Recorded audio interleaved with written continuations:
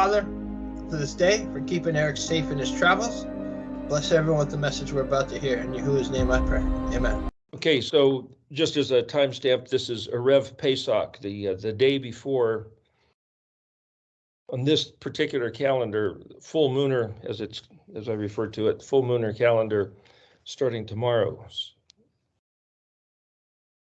There's a reason for this series that we've been doing called This Is Only a Test, and it's tied to the colors of the Mishkan embroidery. Blue, purple, red. Over 20 times in the book of Leviticus and Numbers, when it mentions the embroidery that was on the priest garments or on the Mishkan, especially the front gateway, it always says in the same order, blue, purple, red. But then it also says linen or white linen, and then there was gold threads. So this particular series that we're doing, I've tried to stage it. I can elaborate more on this next week. I'm going to talk about Proverbs 8 today. But I've tried to stage this series starting off in darkness. So basically for a little costume effect, black shirt. Then that discussion was reading the book of Galatians and going like, what are we supposed to make of this? In the darkness, bewildered. And then the next week, the blue, Yahuwah, blue, purple, red, white. Why those four colors? And I talked about this many years ago, and it's on the chart. I project an association, blue, purple, red, white, yod, he, vav, he. So if the yod is the blue, and the yod is the strong hand, the artist's hand, the creator's hand, then who is he, maker of heaven and earth? And we read in Isaiah, and we read about Deuteronomy 30 and how his identity, other than being, here's the universe. He's the maker, thus possessor. What else do we know about him? If you read in Exodus 3, he gives us his name, but if you don't have a name, you have the evidence of his hand. He's made, established, and dominates and sustains heaven and earth, the waters under the earth, and every living and non-living creature in the earth. Okay. And he identifies himself very specifically as associated with laws, commands, statutes, ordinances, all this legal stuff, but he uses specific words repeatedly all through the scripture. He uses the word chet kuf, chok, which is translated as, you might say law, constitution. He uses zadi vav, which is command, or mem zadi vav tav, which is commands, but that's also the word for matzot. And it means find out how to do something. So his commands are find out how to do what I say, or find out what I said to do. Mitzvot, matzot, chag hamatzot. Matzot is spelled exactly the same way as mitzvot. The ot sound is the plural, meaning numerous. Various commands, matzah eaten for a week. And so because the Hebrew words mean something, there's more tied into the, you might say, the celebration of the Chag, of the festival, not just doing what it is because it's its own thing. Everything has got other layers associated with it. Okay, then there's edot. Well, that's ayin dalet vav tav. So the plural of ayin dalet. Well, ayin dalet is witness and testimony. Ayin dalet yod is bejewelment, ornamentation, adornment. And so when you have the moed im, mem vav, mem is a prefix, vav is that wild card plugged in, ayin dalet, yod mem, so witnesses, testimonies. And so the moedim, the festivals, are those things which testify, bear witness to his identity.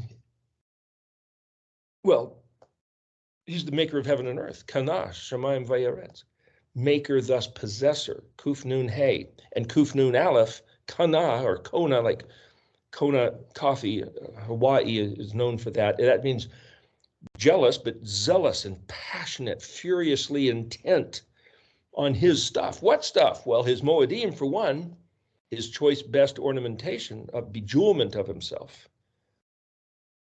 So that's what the moedim are, or the ed ot. So the yod mem im and ot vav tav are two different suffixes, which would be what they call feminine and masculine suffixes. So it has nothing to do with male and female. It's just the gender tense, the language semantics. Then you have the, gosh, there's one other one. Oh, mishpat. And as we said, mishpat is typically translated judgment, because the word for judge, like the book of Judges in the Bible, is shofet, shin pei tet, plural shofetim, so it's judges in English. Put a mem in front of shofet and it's judgment, or right ruling. Mem is a prefix, the place or the occasion, the tool, the time, the one who is engaged. Shin is a prefix, meaning that which belongs to, so pei tet is the root word, and in Klein's dictionary, pei tet means stalemate, like playing a sports game with an even score. Neither team is above the other one, they're both, so that's a picture of balanced scales of judgment. So in America, and I believe it's British court, you have this, what they call Lady Justice. I know it's based on some sort of female deity, I believe, but a woman blindfold, holding a sword in one hand and scales of justice balanced in the other.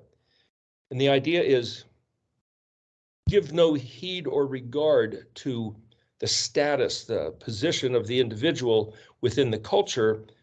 Mishpat, or the balanced scales of justice, is fair and right, regardless of who the individuals are who are engaged in the legal action. So that picture of mishpat being the balanced scales, and then the sword of justice, which is to say coming down on the party in the wrong, in spite of its iconography, the fact that it looks like some sort of what some would call a feminine deity, it's a pretty appropriate symbology. Anyway, so he chooses to make himself known by these various statements, which are translated into English, commands, ordinances, statutes, laws, but they're basically these same words in Hebrew over and over and over again. And once you start looking in Hebrew, you'll see that it kind of reduces the mystery as to what in the heck is he talking about? What does he want us to do anyway? Well, that's his identity. So his identity is the maker, the sustainer, and the one who regulates and rules with justice and the sword and the scales. That's kind of the Yod picture. In his hand, he's holding the scales, and in the other hand, he's holding the sword. That's the Yod, the working hand, the powerful force. Oh, purple, royal decrees. That's the Torah. So we read Deuteronomy basically 4 through 12, and then Deuteronomy 13, which says, if a prophet or dreamer comes up with a vision or a prophecy that doesn't happen, well, that's not of Yahuwah, because anything he says is going to happen will happen. But if a prophet or a dreamer has a dream or a prophecy, and it does happen, you go, oh, this is divine, better give it a sacred regard. If they're trying to lead you astray from some other voice other than the one I've already told you in this Torah, this is a test, this is a trick from Yahuwah to say, are you so disregarding of me and my stuff that you'll leap at any opportunity to throw it away? Hey, I was nailed to the cross. Woo-hoo! Cheeseburgers with bacon. We got it.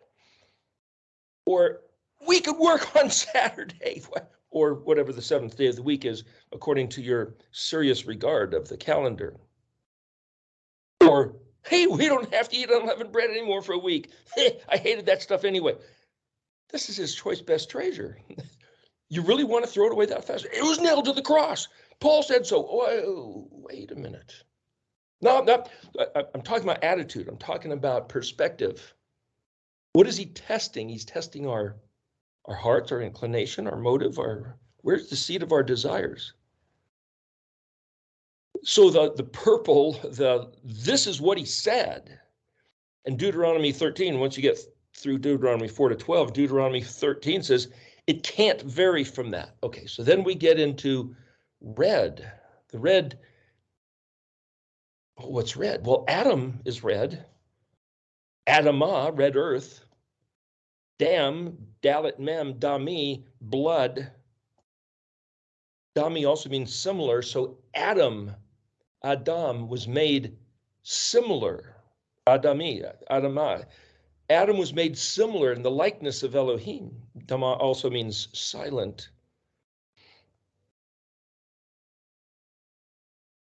So the word Aleph, Dalet, Mem, Yod, if Aleph is a prefix meaning I will, and Yod suffix myself, I could read Aleph, Dalet, Mem, Yod, Adami, is I'm going to make myself similar to Adam. What?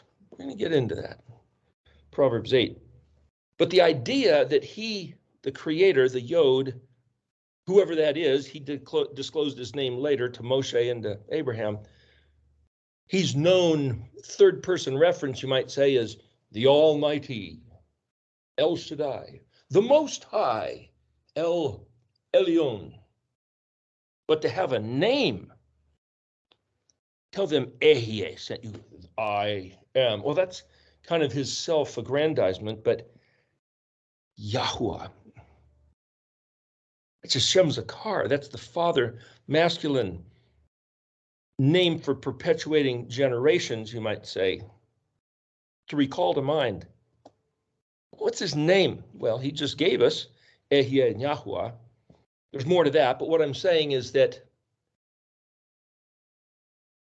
likeness, there's something about what does it mean to be human? Humans are made in his likeness, a reference to something. Is it physicality? Is it head on a torso with 2 arms and 2 legs? Or, gee, spiders got 8 legs. Sometimes it seems like it'd be nice to have extra appendages. They've got a whole bunch of different eyes. Boy, that would be handy. Why did he pick this form? Well, is that what he's talking about? Or is he talking about consciousness and other, let's call them spiritual abilities? Maybe it's that. It's conjecture. But the struggle of being human, I tried to wrestle, kind of like Jacob with the angel. Is it an angel or is it the Messiah, the pre-incarnate Christ? Well, you got different theories. But the week where I had the red shirt, I was trying to exercise the angst of being human, slogging through the sticky red mud, Adamah, of human consciousness, deciphering, figuring, who am I? How do I be the human? How do I succeed? So anyway, what I'm saying is that you picture sometimes people in the military or some people doing triathlon sort of things. They're in an obstacle course and they've got this sticky mud to crawl through and things flying at you and different things to crawl over. That's kind of the gauntlet that it feels like what this earth is about. Of course, though we're engaged in that kind of process as an action of pursuing a goal, all the while within us, we're programmed by him to desire, to seek, to try to acquire comfort and convenience. Well, no blame. That's the way we're wired. And so I was reading a book once about Saint Patrick. The book was Thomas Cahill, I believe, how the Irish saved civilization. And I believe that book was saying how those men back then were fighting against the flesh to the point that, because you want to pray and you want to stay awake and pray seriously and keep not enough. So they go stand in a river up to here, and if you start to draw it off, your nose will go underwater and you'll start to inhale, drown. And it's like, whoa, we wake up. So standing underwater to stay alert, praying, and they'd sleep in what's called a hair shirt.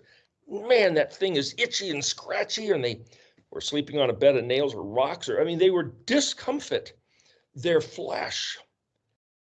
in order to you might say, buffet their soul, their mind, come to grips. And it's like, we're Americans. We don't do that. It's like, gosh, feather beds and climate temperature controlled and soundproof windows and soft music and air filters and negative ion generators. It's a whole different way to enjoy the human experience while walking the earth.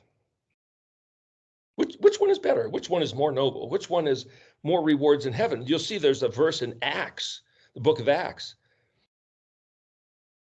which we were starting to talk about last week. Just so you know, I didn't nearly finish. So after this particular series of It's Only a Test is over, I'll go back and readdress Acts, because I said, went through line by line, verse by verse, and there's some great things in there to look at closer. But for the sake of last week, with the white shirt, robes of righteousness, what does it mean to actually do what he said? What does it look like to walk in his ways? Though you're struggling as a human, how does it play out? And so in the book of Acts, it says, there's some people that says, gosh, this world is not the objective. My comfort and convenience, very temporal, very, very short duration, but he gave us this hope of the future, of eternity, and those who are martyred for him will have a better eternity. So when the Gestapo comes and kicks the door in, let's just go with them and volunteer to be thrown to the lions. We'll have a better resurrection. Just get out of this place, off the stage, out of the obstacle course. Just get it over with, and we're going to martyr for his name's sake, and we will just have the best future, eternity that anybody could hope for. We're done. We're out of here. Thank you. Goodbye. It's like, really? Well, maybe. I'm not denying that. That was their perspective, because that's what they were taught. But even Hamlet, that Shakespeare wrote, I guess you'd call it a soliloquy, a monologue, where he's saying, to be or not to be? That's the question. Is it better to endure this life, suffering the slings and arrows of misfortune and just contending day after day, too hot, too cold, somebody steals your car, you'll lose your job, your kids get busted and thrown in jail, whatever it might be, you get some kind of disease or an injury? Or is it better just to say, just let him kill me, I'm out of here? And that's what he's pondering. That's what Hamlet is pondering for that one speech. I never memorized the speech. I know what it's about because it's profound. And you go, well, no, it's profound because Shakespeare captured this question, this struggle, this human predicament, the angst, the frustration, the not knowing, the trying to, it's like, gosh. See, the human life on the outside, the physical circumstances is certainly going through a gauntlet of buffet. From football, you'd go through this, there'd be two guys, and then another two guys, another two guys, another two guys, and somebody you'd have to run down through the middle and get your way through while they're pounding on you, and called the gauntlet. That's an exercise, a training exercise. A good thing. It's like sparring in a dojo if you're doing martial arts. It's a good thing. It's invigorating. It's a powerful thing to do. Well, that's what this life is about. Comfort and convenience is your enemy, in a sense. Gosh, so what do we do? How do we walk in his ways? Well, that's what last week's talk was about. So what I had done in the book of Acts was looked at everything they ever said. They preached the gospel. What was the gospel? Bizarre. Yeah, but what was it? Was it the same gospel that Yeshua spoke if it was talking about his death and resurrection and our forgiveness of sins? They didn't realize he was going to be crucified and resurrect for our forgiveness of sins. So what was the gospel before that became the gospel as we know it? And when they preach Jesus Christ or Yeshua HaMashiach, Jesus is the Messiah, the Christ figure, what did that mean to them? We see the words in English, and if I get different English Bibles, I'll see different translations. What does that mean? Well, the only way I have to analyze that, I can look at it in Greek or Aramaic or the Hebrew and try to think and try to determine, well, why go to all that effort? Go to a Bible college, they'll tell you what to think. Go to church. You don't even have to pay money, they'll tell you what to think. Or tell you what not to think. So what's the best we could do? Hey, the gold. So in the darkness of bewilderment, what are these words? Galatians, pro-Torah and anti-Torah. What is it? Yeah, I'm in the dark. Who is Yahuwah? Blue. What did he say? Purple. Messiah? Mashiach? What does that mean? Going through this struggle as a man to say, follow me, I'll show you the route.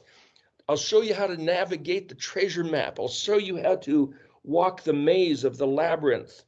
Like when we were kids, we had a little thing and 2 different ways to turn these knobs, and a little steel ball would roll. And if you through these little blocks, if you missed it, would drop in a hole, and you start over and you see if you can get from the beginning to the end, like 100 different holes through this maze circuit. That type of thing. Okay, well then how do we maintain this purity? Bet resh, bar, pure, clean. There's a few other words that mean pure and clean, but bet resh is one of them. Bet resh, barar.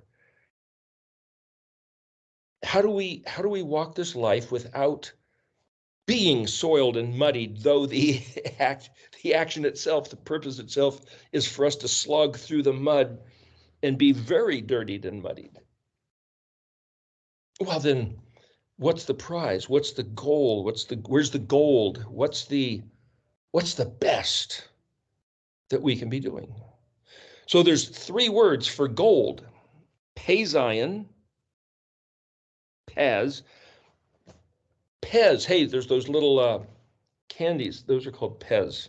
See, if that's Hebrew, then they know, hey, these are gold. These are wonderful little trinkets. Then there's Zion, hey, bet, Zahab. We had done a talk, I think it was week 7, when in the Erectology class, talking about this. There was a candy called Abba Zaba, and it had black and yellow graphic print on the packaging. Well, Abba is the word for father, and Zaba is the word gold. This is father's gold. It was like, what? Well, that's why it's probably black and white, or black and yellow, and make the yellow gold color more distinct against the contrast color of the black. But Abba Zaba, you just think, oh, that's just a silly name in English, but if you know Hebrew, this is father's gold, this candy bar. But there's another word for gold, which is actually the first thing I was going to say, Peizion, is where we get the word pizzazz. If it's Peizion, Zion, and that's one of the words used in Proverbs 8 we'll get to later. But the other word for gold is chet resh zadi.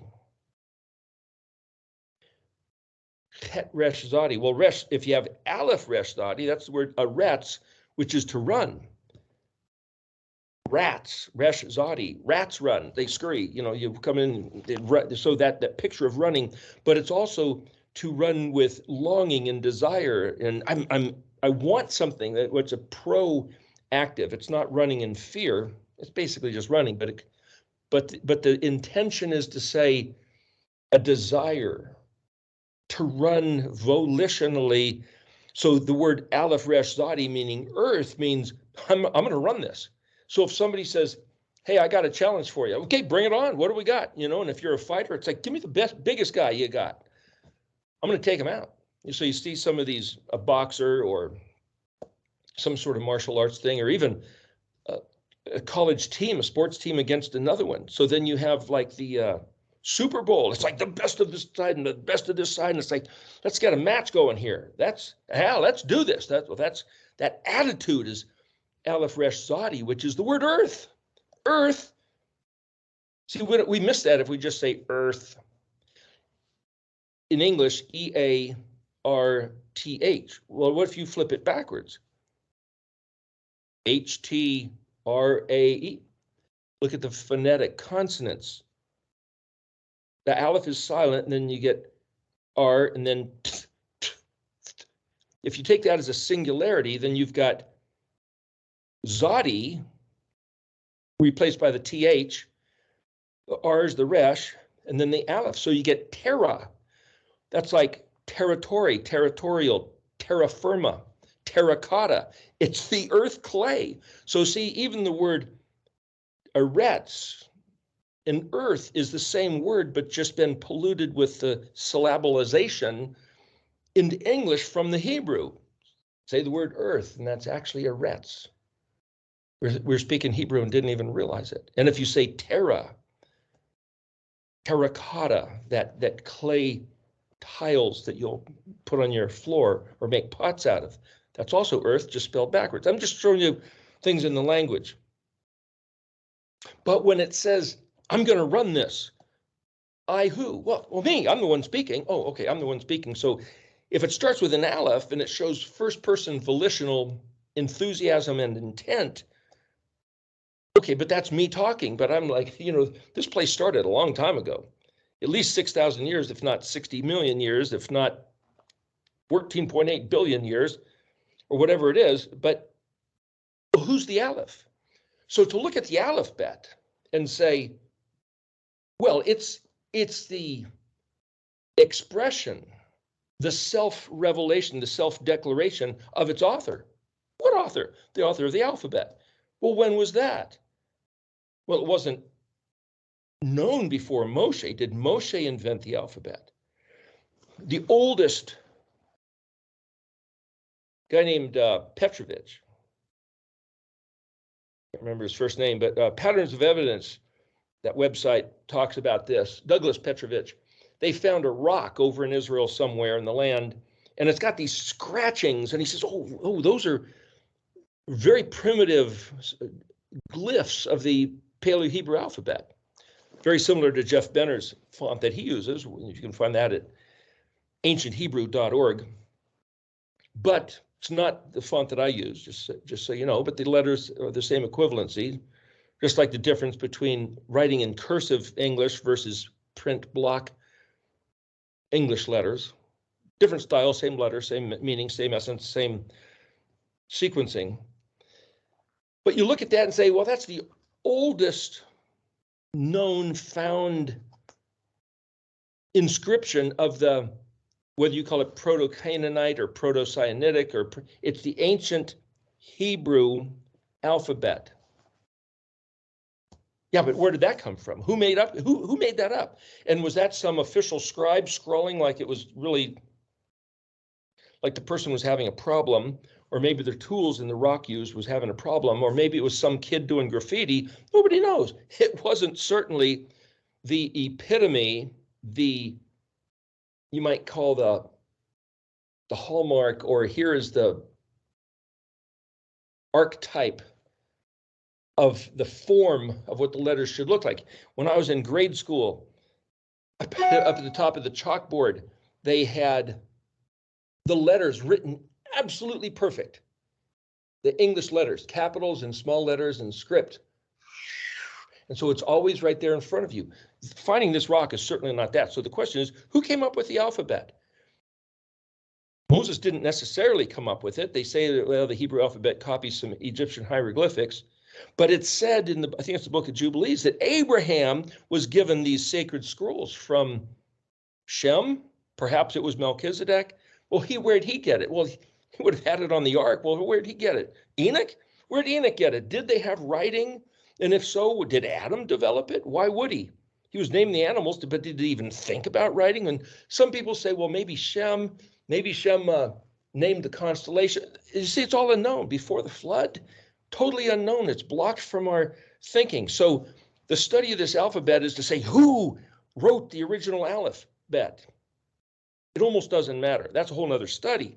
The point is, if Aleph, by its essence, is self-referential of whoever's writing the alphabet. So when Aleph is used to spell a word as the first letter, and then there's a verb action, then it means by use, you can see it translated throughout the scripture. Everybody's in agreement with this, that it means I am or I will. Ehie, aleph he yod he, I am and I will. Anoki, aleph nun kaf yod, I am. Ani, aleph nun yod, I am, in a majestic, like an emperor or like an admiral of a fleet. Aleph tav yod is self-referential. Ot, aleph vav tav, is a sign or a symbol of my stipulations in agreement with you. It's also a letter of the alphabet, which is you might say, a bullet point of a thematic logogram referencing this concept, which is now this dabar, the stipulation of agreement by which we relate. But see, if this aleph is self-referential, and I go back and say, well, in the middle of the alphabet, if you got between the letters chet and zadi, you've got the moedim, and the moedim are the ornamentation of Yahweh, the Elohim Zavot of Israel.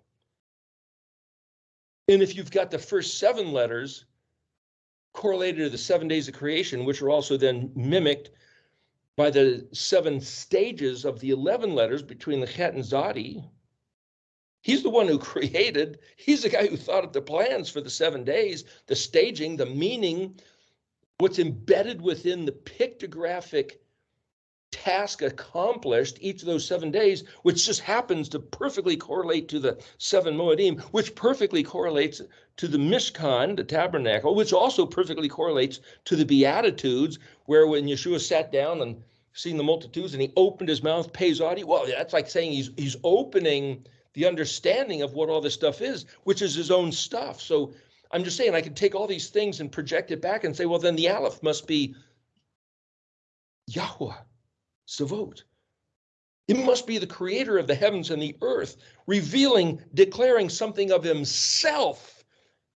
And so the Aleph refers to him. And so then if we read your word earth, Aleph Resh Zadi, I will run. I volunteer enthusiastically. I'm looking forward to this. Bring it on. He's talking about himself. I'm going to run this race, because Resh Zadi can also mean race. Resh Zadi, rats, if you look it up in the dictionary, it's a courier on a course. If you are a fellow that runs a mile, the mile is the Resh Zadi that the Resh Zadi runner is doing as his typical thing. If you're a marathon runner and you're running, 30-something miles, it's the distance between Athens and, was it the city named Marathon? The number of miles between these 2 Greek cities is why they call it a marathon. Exactly that distance, 31 miles or something like that. But that you run that distance no matter where you pick that up and run it in New York or London or anywhere on the mountains of Arizona. I mean, wherever you go, if you run that distance, that's the prescribed path. So Resh Zadi is the prescribed path that he says, I'm going to run. And then when we look at the Aleph meaning, this is like shooting an arrow. So the Aleph is an ox head, but it's also like an arrowhead if you turn it sideways. At what target? The Tav. The Tav is a marker, sign, or an indicator out in the future. So to run this trajectory, this distance, this absolute planned intentional course is Aleph Tav. Aleph Tav. And the word Aleph Vav Tav, meaning letter of the alphabet, is, wait a minute, the Vav is a connector, so Aleph connected to Tav. Well, how's it connected? Like a spinal column. It's not just Aleph connected to the Tav, like the leg bone connected to the knee bone, that song, but it's like a vertebrae. Aleph connected to Bet, connected to Gimel, connected to Dalet, connected to Hey, and ending up at Tav. Well, then Aleph Vav Tav, Ot, is the expanse prescribed, determined, made absolute, like columns holding up the Parthenon there and building in Greece, where I'm going to run from Aleph to Tav, hitting all these like a slalom course with a skier. You're missing the flags, but that's what it is. This is the course. These are the gates to engage, Aleph through Tav. Well, Aleph, Vav, Tav is Aleph connected to Tav, and there happens to be 20 other factors in between. And what I'm telling you, I'm trying to show you the analysis of my looking at these things, because that way of analyzing is how I'm translating these words. I'm just trying to give you a sense. So if somebody says it doesn't work that way, okay, goodbye. You can listen if you want, or you can comment, or you can scoff, or if you want. But I'm just saying this is my understanding. This is my subjective insight as to how to read this Paleo-Hebrew language. So I started looking at the Mishkan pattern back in 2004. I noticed there's this pattern.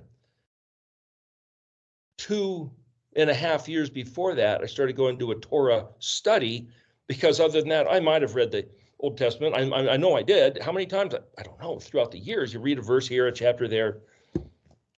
But to go to a Torah study, it's like, oh, we're going to start at the beginning of the year, as they called it, Rosh Hashanah, Sukkot era. You start reading in Genesis. Okay. Every week you read a parashah. Parashah is where you get the word parse or parsnip or Persian, where something is cut up into segments like a spinal column, like the alphabet sequencing, like the English Bible being divided into chapters and verses in books. Same word, same concept. So each week, the Jews around the world always read the same portion each week, or then somebody tried to turn it into triennial cycles. So instead of reading the whole series in 1 year, you read it in 3 years. I'm just saying this because some people are new to this, and I'm just trying to demystify a few things, and that's what that's what's going on. I don't necessarily try to follow that reading schedule, but many people do, and it's a great thing to do, and I did it for probably 3 years until I saw this Mishkan pattern, and then though I was reading the Torah every week, I decided, gosh, I'm missing out on some of these other books, and so I decided to start reading other places. That's just me. But the point is, seeing this pattern, the Mishkan pattern, seeing the pattern lining up with the colors of his name, blue, purple, red, white, gold. Okay. How do you plug that into your consciousness? So in America, the colors are red, white, and blue. You know, the flag of Ukraine, we see it flying around on the news all the time. It's this blue color with a gold color, yellow color, blue and yellow, I guess. But I've seen different colors of blue, so what's the real color? I don't know. The point is, your national identity, your culture has a certain color. Just the other day was St. Patrick's Day. Green's the color. Why? It doesn't matter why, that's the color. Oh, okay. So when you see a certain color, you go, oh, I know what that's about. Blue, purple, red, white. What's that about? That's about Yod He Vav He. And if you add gold or don't add gold, it's like gold threads. It's not exactly the same as the three basic colors, blue, purple, red, but there's blue, purple, red with white linen. So what does this mean? I'm suggesting that you can read, I'm just projecting reading Yod He Vav He into blue, purple, red, white, and then try to analyze that. And if somebody else says, you can't do that, I don't want to do that, that's unfair, that's stupid art. Fine, it's art, it's subjective, it's artistic license, it doesn't matter, it's poetry. Just go walk on the beach if you want, see something you like. This is just, how does one delve into Yahuwah's stuff and make it your own? How do you find to appreciate something you were never told to appreciate? How do you appreciate something that nobody ever tried to show you how to appreciate it before? I know somebody who's an incredible chef, and I know somebody else that says, I don't know what I'm eating. My taste buds don't necessarily work. I like it, it's good, but will you tell me what I'm eating so I can appreciate it? And they say, oh yes, it's like this. And you say, well, there's this flavor and that flavor and this color and that balance and this texture consistency. And it's like, wow, I had no idea there was so much in this. I really appreciate it now that I know what it is, not just stick it in your mouth and swallow it. I happen to have that sense that there's certain music. You hear the song and can you copy the melody? It's not a melody. It's harmony and rhythm and timing and texture of various instruments and highs and lows. And it's like, just that's something like that. It's like, bad speakers will destroy the essence of the art that goes into the music. What I'm saying is that's the Hebrew language. And how do you appreciate it as gold? And not just gold, fine gold. See, there's these three different words for gold. What does that mean? I'm trying to express gold is gold in English, but in Hebrew, there's three different kinds of gold. There's abazaba, there's pizzazz, and there's this word het resh zadi, similar to aleph resh zadi, which is the het is a pasture or a confined or a treasure chest, a castle, a prison. It's whatever you picture the het being, but you have to know what het is and understand that the resh zadi is inside. And if the resh zadi is longing and desire and intensity, well, then you look at the word charetz, het resh zadi in the dictionary, and it says diligent and industrious, which is a synonym with the word shin kuf dalet, which is the word for almond. So in Jeremiah 1, I think he says, what do you see, Jeremiah? And he says, I see an almond tree in English. And then it says, Yahweh says to him, very good. Even so, I'm industrious and diligent about what I'm about. In other words, that's a synonym with kuf nun aleph, translated jealous and zealous. He says, I'm all about my stuff. Really? Shouldn't we? Shouldn't we be all about his stuff with the same attitude as shin kuf dalet and kuf nun aleph? And if we're not, why not? Did nobody ever give us a sense of appreciation? Did nobody ever tell us that the detestable practices of the Jews, they are holidays, always looking for another day off? Excuse me, the wrong, rotten attitude that we were handed as Christians of the Lord's Christian army. Only he's got different holidays, different days, different ornamentation, different symbology. Wants nothing to do with the words of in Devarim. Really? Who is this? Who is this Lord? The only way to know is to start looking at what Yahweh said and say, if he chooses to identify himself as the one who's going to run between the 22 letters and adorn himself with the Moedim, the festivals, which are correlated to the 22 letters, then there's something about these 22 letters which are his identity, which distinguishes him from any other God, any other Lord, any other Elohim Achrim, other, Achar, other, next, future, arriving later, strange, not the same. Not the same. And I say that for what's coming in Proverbs 8. What I'm saying is this idea for the human quandary, the human struggle to say, we wake up with consciousness one day in the dark. I heard somebody say this the other day. It's like, in fact, it was Jordan Peterson. Somebody suggested watching that, and it's like, that guy's talking about this same stuff. But I've heard it said from ancient times, there's 4 questions that every culture, every people throughout all time, no matter who, no matter what, they always end up asking these 4 questions. And I've asked people these 4 questions just in random conversations. And there was one young man in his 20s, and I asked him about these questions. I said, you ever think about this? And he says, no, never thought about it ever. Nor should he begin to. The questions are, well, as Jordan Peterson said, imagine you waking up and you find yourself on a boat, a ship in the middle of the ocean, a bunch of other people, and it's going, and you go, how did I get here? What is this? Where am I? Where's the ship headed? Who are all these people with me? It's like, whoa, total amnesia for anything that's going on. my mom knew some lady. All of a sudden, one day she woke up and she was in the hospital. And it's like, what's happening? How did I get here? And somebody came up and said to her, they said, well, about 6 months ago, somebody found you standing outside in your front yard screaming and waving your arms. And she said, the last thing I remember, I was standing at the kitchen sink doing the dishes. And so 6 months have gone by. What do you say when you're on this ship? All of a sudden you wake up and what is this ship? Why am I here? Who am I? Where's this ship headed? Where'd it come from? Where's it going? Those are the questions. To think of spaceship Earth. What? This is a ship.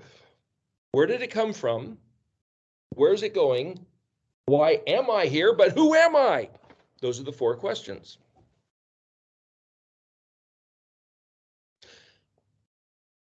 Can the alphabet in Hebrew, Yahweh's words, answer those 4 questions for us?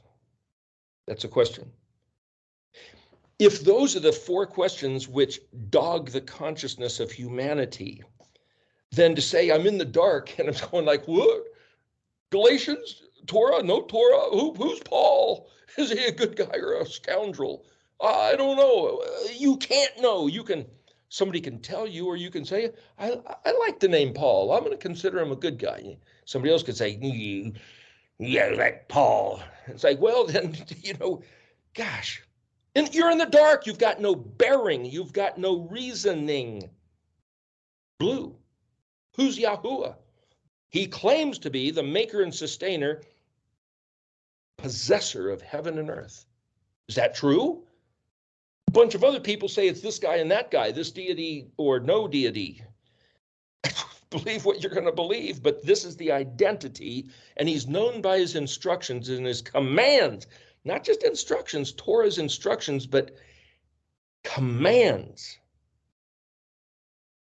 If you're my people, this is what you do. This is who I am, this is what you do. When he says, these are Moedi, my choice best adornment, and he says, I expect you, I'm giving them to you to dress up in. So when we think of the Moedim as saying, if somebody says, hey, on St. Patrick's Day, wear green.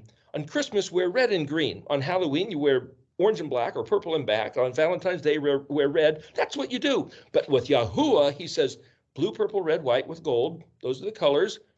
And on Pesach, you dress up. You don't have to dress up. You put on the festivity of eating this meal on the 14th day of the first month in the evening. And then you'll eat unleavened bread for 7 days. And if your kids say, why are we doing this? Tell them the story of the Exodus. And then you'll be counting 50 days from this one day starting in the middle of the week of unleavened bread, count 50 days. And that's the 50-day festival called Shavuot, or the counting of sevens, 7 sevens, and then the 50th day, or that's the counting of what we would maybe in English call weeks, the first 3. And I say this, I was just having a conversation with somebody, there's a bunch of people who say, well, Wave Sheaf is one festival, and 50 days later, Bikurim, or Wave Loaf, is the second festival. I disagree. I see this third festival, this third Moed, as one 50-day festival. And I'm making a big deal about this is because it sets up the registry of the entire alphabet and the entire Mishkan pattern. Because if this is one festival instead of 2, then the next one, Yom Teruah, is number 4, not 5. Number 4 is Yom Teruah, the day of blowing of trumpets. The 5th Moed is Yom Kippur, atonement or covering. The 6th is Sukkot, but see, everybody says Sukkot's the 7th. No, Shemini Atzeret would be the 7th. Though the word Atzer means to stop, and Shemini means oil, or it means 8. The 8th stoppage is, how can it be the 7th festival? Because Sukkot's 7 days, and this is the 8th. One more. So it's coupled with Sukkot the same way Pesach, technically its own thing. The dinner is not the week of unleavened bread. It's right before, and then you got the 7 days of unleavened bread. And as a similar bookend at the other end of the occasion, you've got the 7 days of Sukkot, and then Shemini Atzeret. So if this is true, how you perceive this key, this way of opening the letters, opening the language, opening the secret pattern, the Mishkan pattern. It makes a difference. Only makes a difference if you care. If you don't care, it's on you. So what's the regard? What's the care? Who is Yahuwah? Why are we here? If we choose to be his people or not, if we choose life or choose death, if we choose to walk in his ways, if we choose to adorn or dress up in, as it were, his moedim, his moedi, see, is singular. Moedi means my moed. Moedim is plural. So when you read in Hebrew, these 7 festivals, Leviticus 23, these are my moedim, these are my festivals. That's not what it says. It says these are moedi, my personal ornamentation. Oh, they just left the M off. Every letter matters. So if he's going to dress up in these moedi, his own personal choice best treasure that bear witness and testimony of his identity and agenda, his kingdom and all that it's about from Aleph to Tav, then for an entire culture, for 2,000 years, the culture of people who want to be his, claim to be his, we are his kingdom, we are the spiritual Israel. Oh, but we have nothing to do with his moedi. Why? Because they're told not to. They're taught not to. They're instructed by their leaders, and they're great ones. It's part of the deception. It's part of the problem. Not their fault. I'm not blaming anybody. It's part of the 2,730-year curse. So here we are in Proverbs 8:1. Shining brilliance. Chakma. Translated wisdom. Chet, Kaf, Mem, He. Chakma. Why is that the word wisdom? Chet, Kaf, Mem, He. Well, if I line that up with the Mishkan pattern of Moedim, Chet is the big white fence. Chet's the 8th letter, the big white fence, which is Pesach. Kaf, Kaf Lamed. So you got Het, Tet, Yod lined up with the fence. Kaf Lamed is the Torah, which is find out what he said, find out how to do something, which is the Chag HaMatzot, mitzvot, the Torah instructions. And then Mem, well, Mem Nun is the laver, Mem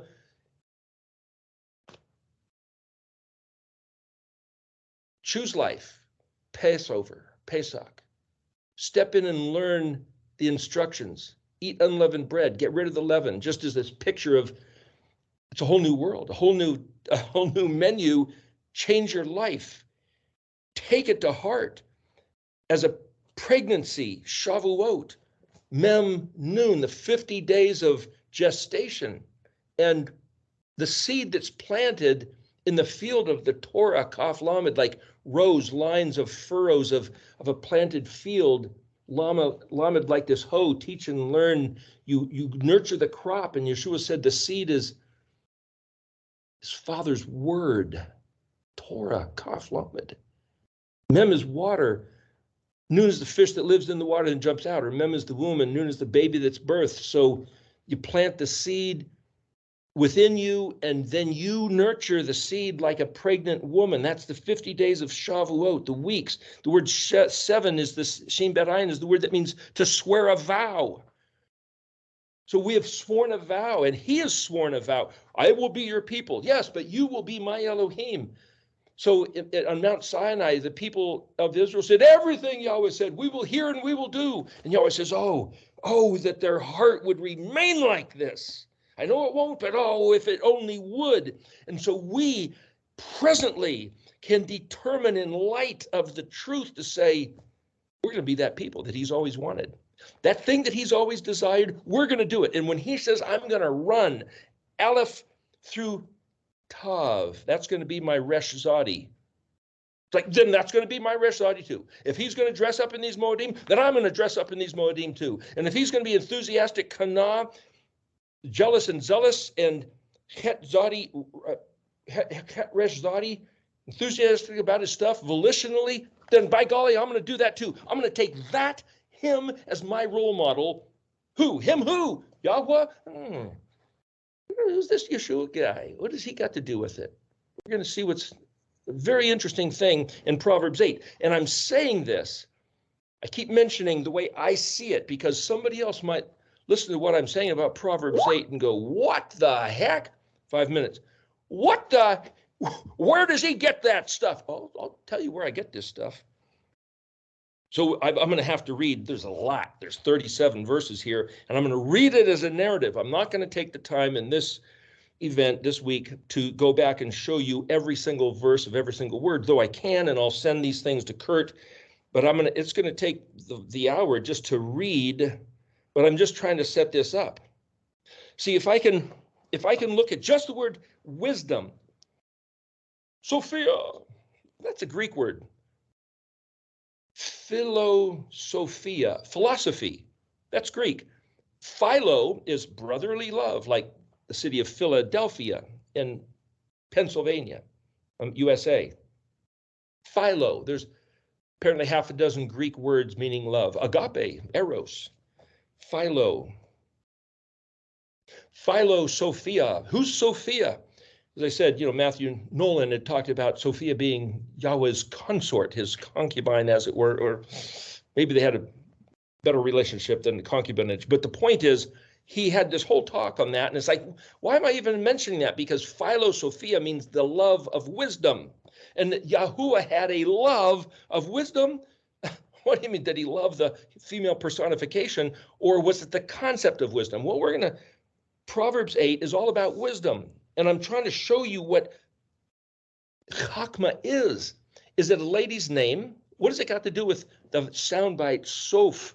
Well, that's like Yosef, Yom Suf. It means to absorb and to suck up is Suf. Sif, Samik Yodpe, is the word for the end or finality or sword, which will bring you to your end, like holding the sword and Lady Justice. And there's something about wisdom to know the balancing of scales and have the sword to dispatch the wrongdoer is associated with wisdom. But is it the same? We're in the dark. We're trying to hear. I got to know who Yahweh is. I'm saying there's something about this pattern. We're in the dark. We're having a human experience. We're trying to figure out what's going on. I've got to know, blue, yod, who is this guy? He's only known by his instructions of commands, ordinances, statutes, law. And if you are repelled from the law and want nothing to do with it, you're not going to know Yahuwah.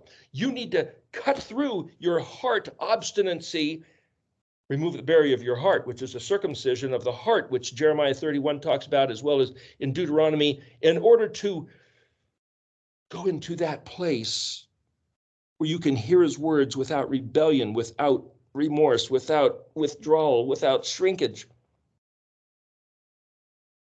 And then affect your heart to say, okay, I'm going to nurture these words within myself as a pregnant woman nurtures the fertilized embryo, fetus, child being, life within her, that his planted seed, his word of Yod-Heh-Vav-Heh, the Shem Zakar, the name of the one who plants his seed of life within humanity so that we can become Adam similar to him.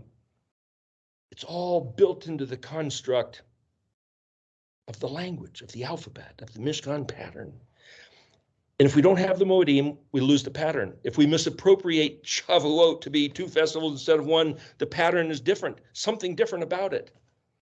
There's something about the wisdom of seeing this stuff. I'm trying to give bearing to what this mysterious wisdom is, because if it just says, I wisdom, I do this, I do that, it's like, yeah, but what is it?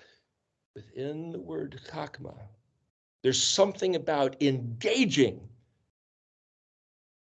Choose life, the big white fence with his name, blue, purple, red, white, Yod-Heh-Vav-Heh, written right on, embroidered on the gate.